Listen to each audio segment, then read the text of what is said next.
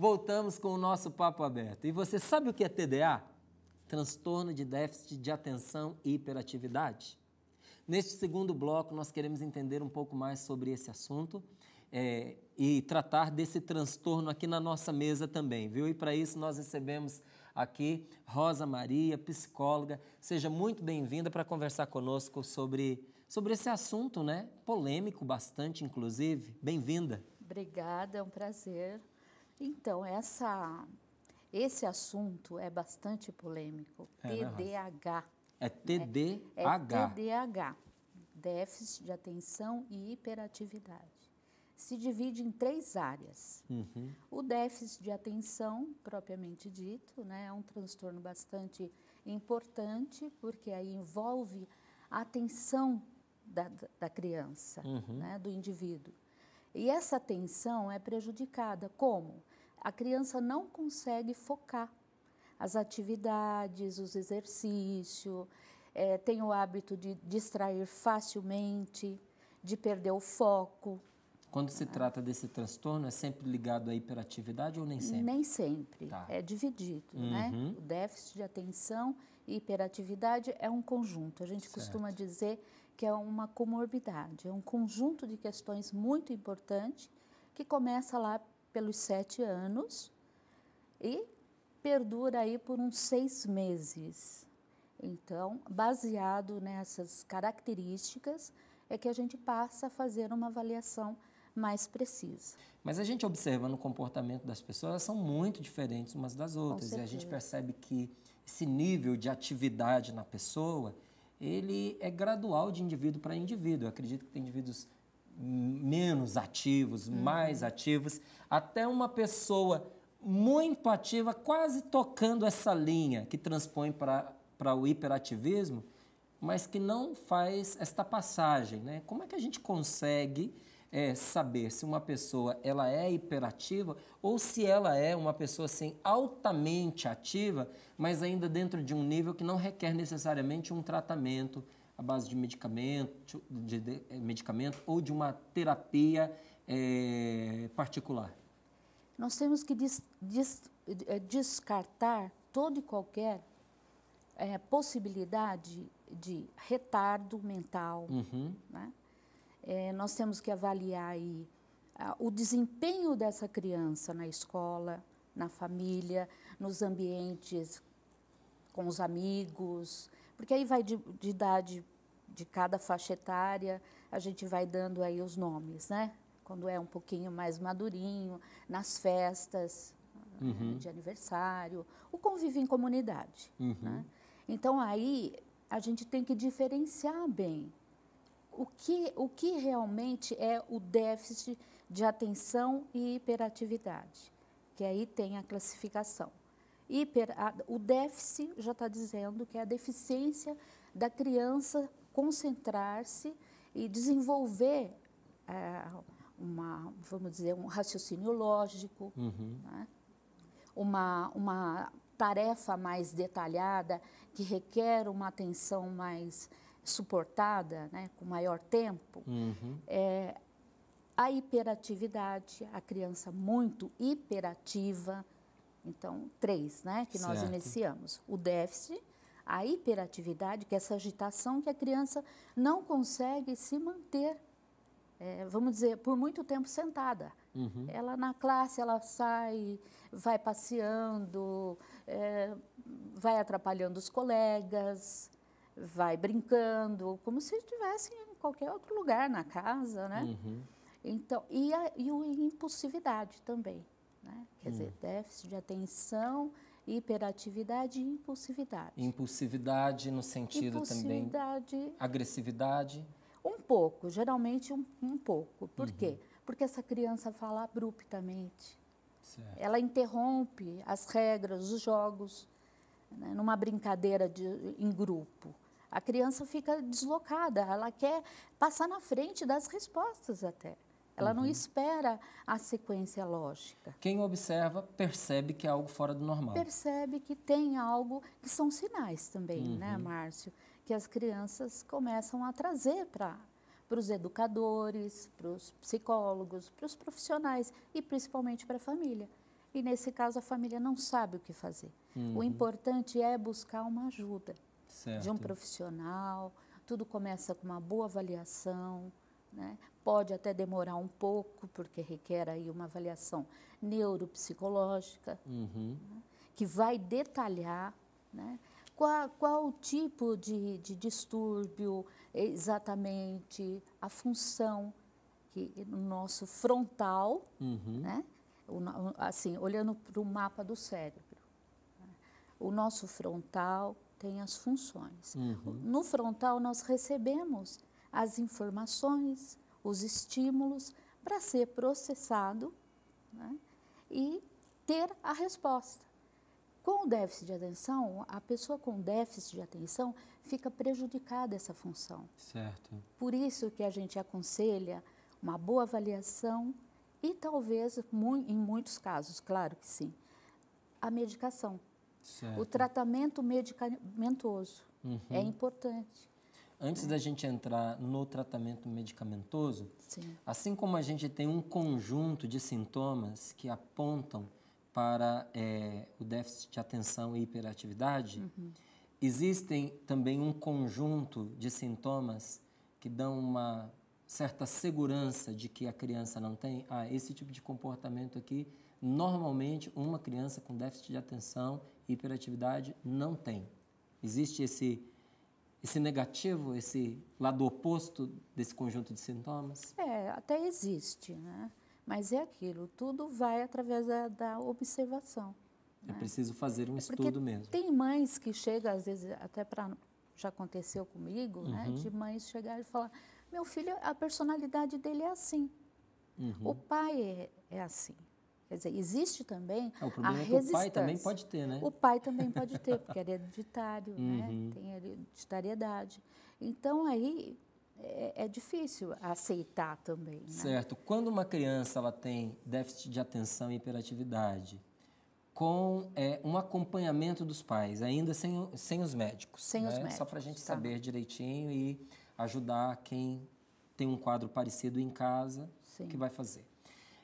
Se o procedimento dos pais junto do filho consegue dele uma maior atenção, consegue educá-lo para se comportar melhor, para estar mais quietinho, para uma melhor interação social, isso pode acontecer apesar da criança ter o déficit?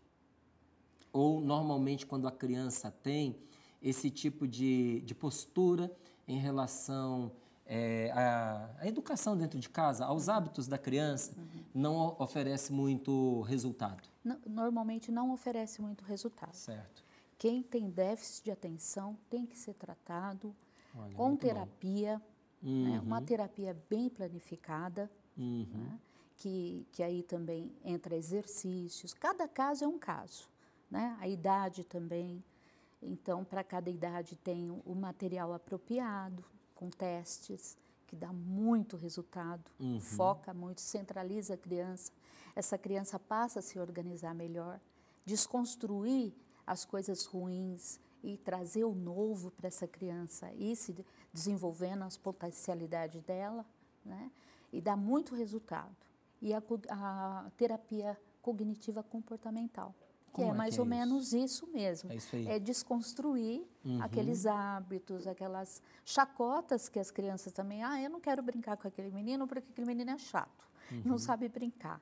Então, a criança vai ficando também rotulada. Certo. Vai ficando assim, de uma certa forma, aquele menino é o chato.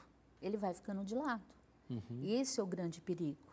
Porque se não trata, se não dá o tratamento devido, essa criança chega à adolescência como, Márcio? É verdade. Com uma comorbidade, com um conjunto de questões importantes, ansiedade, que é muito comum ver, né? A criança também, com déficit de atenção, hiperatividade e impulsividade, ela fica bastante comprometida, ela tem tudo desfavorável. Verdade. Não é? Então, essa criança chega na adolescência comprometida assim, na afetividade, nas questões na interação com os amigos, nas relações interpessoais. Porque complexo que traz sentimentos de rejeição. Exatamente, ela não está sendo aceita. E o que normalmente a gente espera é ser aceito, né? É ter um bom convívio, é ser querido por todos, né? E quando a gente vai percebendo nos olhares que isso não acontece, vai cronificando, né? Vai levando aí um conjunto de questões importantes, sérias, né? Que pode até potencializar. Então, isso pode ser agravado justamente. Pode ser agravado, porque uma criança com uma ansiedade sem tratamento pode virar até uma depressão. Porque vai ficando muito ansiosa, não vai tratando, e é muito natural, né? Os jovens, quando chega na adolescência, os hormônios estão tudo a 1000 por hora, né? Então vai somando, vai somatizando, melhor dizendo, né? E pode se tornar quadros assim dolorosos, né? De ansiedade, de distimia, de depressão e outras questões. Aí é o perigo, né? De ir para as drogas, ir para a bebedeira, para tentar suprir, né? Para ser aceito, né? Às vezes procura um grupo. Uma vez que é detectado, né, o transtorno, o tratamento ele é simples, ele é fácil e ele sempre traz um resultado positivo. Olha, então, como é? Muito boa a sua pergunta. Sempre traz resultados muito positivos. Pessoas assim, traz relatos importantes, que conseguiu ir bem na prova, que conseguiu desempenhar um bom seminário, né? Porque essas pessoas também vão ficando tímidas, vão ficando mais recolhidas, medo de ficar em evidência, medo de se expressar. É porque é tolhida tantas vezes que ela mesma perde a capacidade de conhecer a sua potencialidade. Exatamente. Ela não sabe o que ela é capaz, né? Com certeza. É isso mesmo. Então, o resultado assim é fantástico, é muito bom e eficaz. Agora, quando é detectado o transtorno, começa-se pela terapia e depois, caso a terapia não resolva, se vai para o remédio. Já se começa em conjunto da terapia com o remédio. Em alguns casos, o remédio é dispensável, só a terapia serve. Ou o contrário, dá para se usar o remédio, ele por si só, sem a terapia, resolveria. Como é? Depende de cada caso. Legal sua pergunta. O que eu tenho visto, assim, que cresceu muito, né? Bastante, os tratamentos, assim, bem com resultados, assim, não imediato, porque tudo tem uma lógica, uma sequência, né? Mas o que é importante é a pessoa ir buscar. Muitas pessoas chegam para mim e falam, olha, eu passei no neurologista e ele deu essa hipótese diagnóstica, né? E, normalmente, quando me procuram, até porque eu tenho a especialidade de neuropsicóloga, então a gente investiga, né, as funções. Então, quando a gente vem com a pessoa vem com essa indicação, a gente já vai buscar, né, uma investigação mais detalhada, mais minuciosa, né, principalmente na função executiva, né, e os testes revelam esses resultados, os scores, né? Então a gente vai entender que aquela é uma criança que tem esse comprometimento e precisa ser tratado também. Aí, então volta o relatório para o neuro. Os testes, eles oferecem um nível alto assim de precisão? Ah, com certeza. Com certeza. Eu trabalho com bons assim, materiais que dão uma boa resposta, bem fidedigna. Olha, que legal muito isso, bacana. Muito bom saber. É muito bom para importante. profissional trabalhar, né? Então, você vê, nós temos a neuropsicologia no Brasil há quase 10 anos. Então, de 10 anos para cá, vem aí articulando na medicina. Eu tenho muitos amigos neurologistas que encaminham até para conferir. Rosa, eu só vou medicar a partir da sua avaliação. Se eu tiver certeza, aí então eu medico. Isso é muito interessante e importante, doutora, pelo seguinte, porque como se trata de comportamento, de num primeiro momento uma avaliação comportamental, é claro que tem o preconceito, a preocupação de muitos pais e não infundada, não é?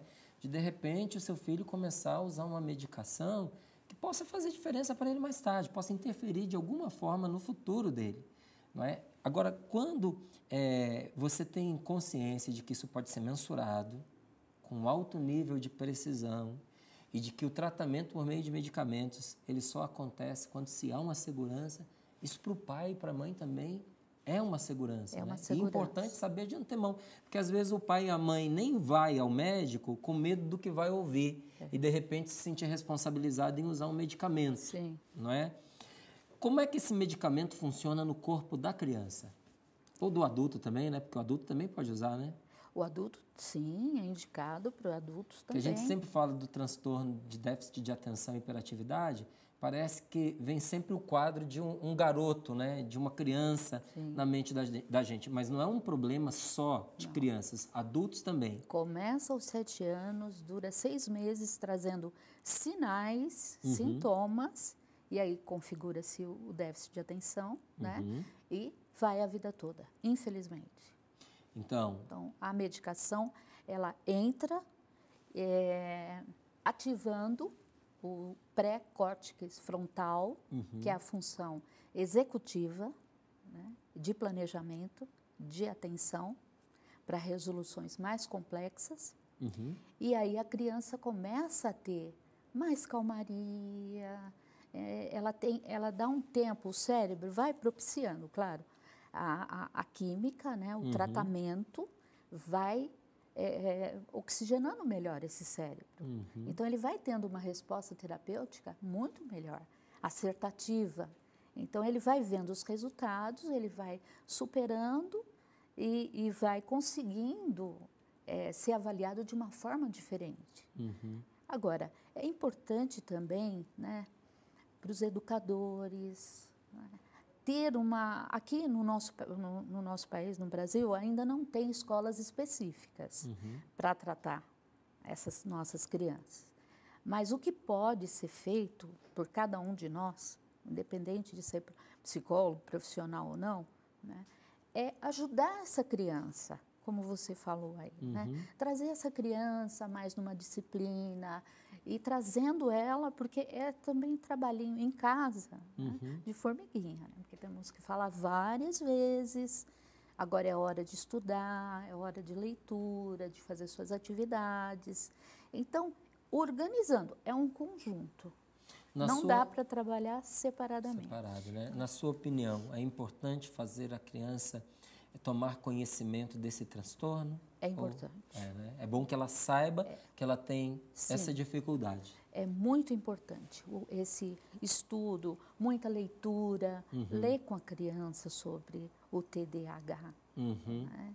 É importante, porque a criança vai também compreendendo que é um problema, né? Mas que tem solução, que tem uma boa resposta de tratamento. Né? O cérebro dela não produz algum tipo de substância? O que acontece para que ela não consiga responder como uma pessoa que não tem esse déficit de atenção e hiperatividade responde? Então, é muito interessante, porque um cérebro com TDAH, né, ele envolve as funções executivas.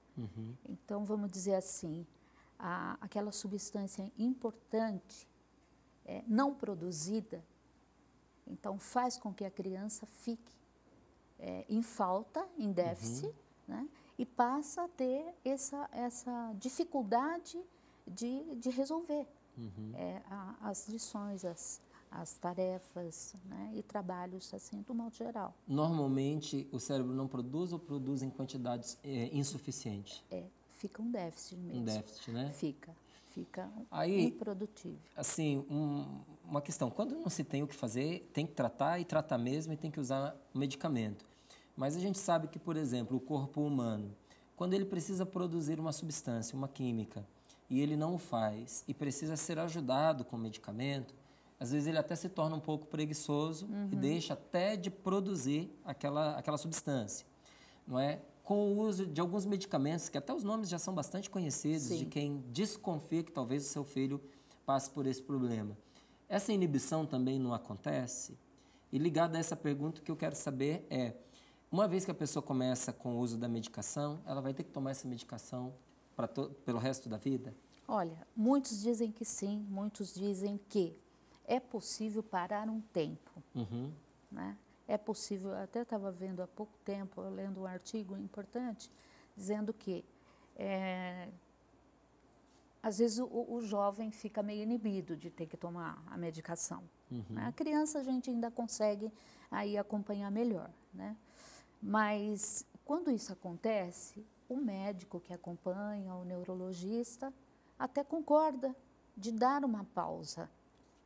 E nessa pausa aí de uns dias, de um mês, a criança ou o jovem ou o adulto percebe que as respostas já não estão sendo tão ricas. Né? E aí o sentimento de menos-valia, algo começa a despontar novamente. E aí essa pessoa busca novamente ajuda e até solicitar, né, para o médico ministrar o remédio para que ela comece então, a novamente. Então vai de pessoa para pessoa. Vai de pessoa para pessoa. Em conjunto com o médico vai experimentando se depende ou não daquele remédio para continuar dando a resposta. Em geral, é importante que a pessoa faça o uso aí e vai tendo aí o acompanhamento tanto do psicólogo quanto do neurologista ou psiquiatra também, que trabalham muito bem também com a Acredito que feito um bom acompanhamento, depois de um certo tempo, só o remédio para a pessoa já vai resolver. Só o remédio, exercícios. Eu trabalho muito com exercícios, liga-pontos. Que tipo de exercício, por exemplo? Isso. Olha, o liga-pontos, né, que é aqueles números com desenhos, né, que a criança vai contornando. O tracejado. Veja bem, são coisas simples, mas que faz a diferença. Aquele cubo colorido. Você tem que colocar as faces todas da mesma cor. Vai treinando, né? Tem até um esqueminha para facilitar, vai ajudando a reorganizar esse cérebro, as funções, né? Juntamente com o tratamento, os exercícios. Tem um outro também, o jogo do erros, colocar as figuras, comparar as duas figuras, né? Para ver aonde estão os detalhes. Quer dizer, nesse momento que ele está parado, ele é obrigado a focar. Ele é obrigado a focar, a ficar ali centrado. Então, ali demanda um esforço maior. Né? Então, isso também é treino, é exercício, é constância, estar ali sempre também monitorado. Lógico, família, o tratamento, o remédio, dá um resultado maravilhoso. Certo. Certos tipos de terapia, não seria nesse caso uma terapia, mas esses exercícios como a senhora propôs aqui, se eles se antecipam essa idade dos 7 anos, por exemplo, aos 4 anos, alguns tipos de exercícios já dá para a criança fazer, adequados à idade dela, não é? Sim. Eles poderiam, por exemplo, prevenir isso? Poderiam tornar menos acentuada a manifestação de uma TDAH? Infelizmente, não. Puxa vida. Não é muito bom dizer, né? Mas não. Mas é bom dizer, né? É bom não dizer. É bom dizer, é bom mas dizer é bom porque dizer. Vai esclarecendo, porque a gente não pode também ficar com aquela resistência que muitos de nós, ou todos nós temos, né? A resistência ela é universal. Né? É difícil a gente admitir que um filho tem o TDAH.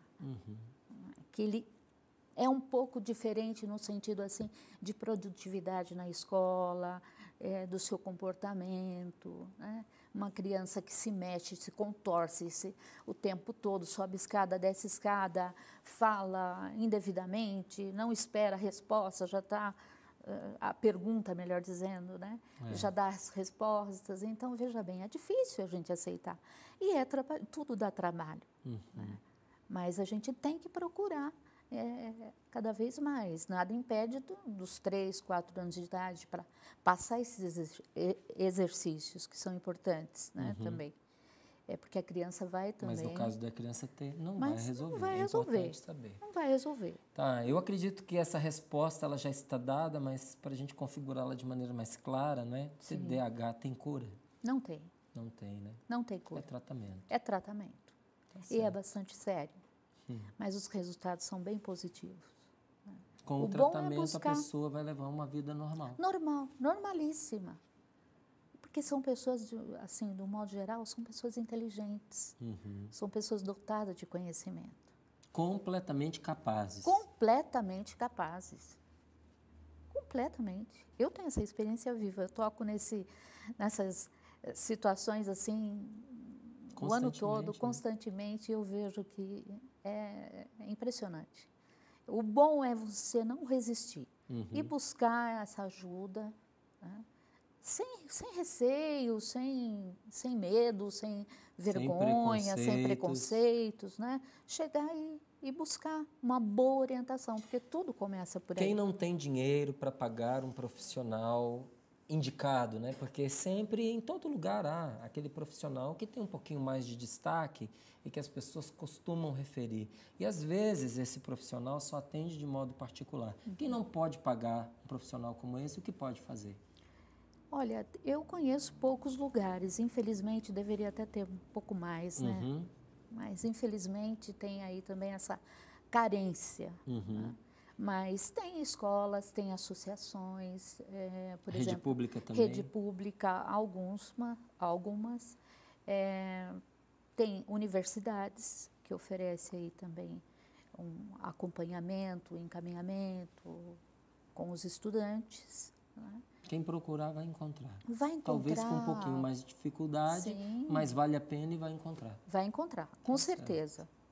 Doutora, eu até coloquei aqui a pauta de lado para a gente poder conversar assim bem à vontade. Obrigada. E agradeço porque acredito que essas dúvidas que foram trazidas aqui são dúvidas de muitos pais, né? E dúvidas de muitos profissionais da educação também. Sim. Então, quero agradecer pela propriedade, como nos esclareceu aqui. E seja sempre muito bem-vindo aqui no Papo Aberto, viu? Obrigada, foi uma alegria, querida. Obrigadíssima. Prazer é todo meu. Amém. Olha, nós chegamos ao final de mais um Papo Aberto. Queremos agradecer a você que ficou conosco em mais essa noite.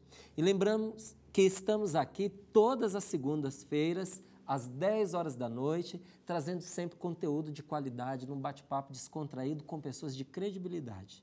E você é sempre o nosso convidado especial, então, por favor, não falte, tá bem? Um grande abraço para você e até a próxima segunda-feira, se Deus quiser.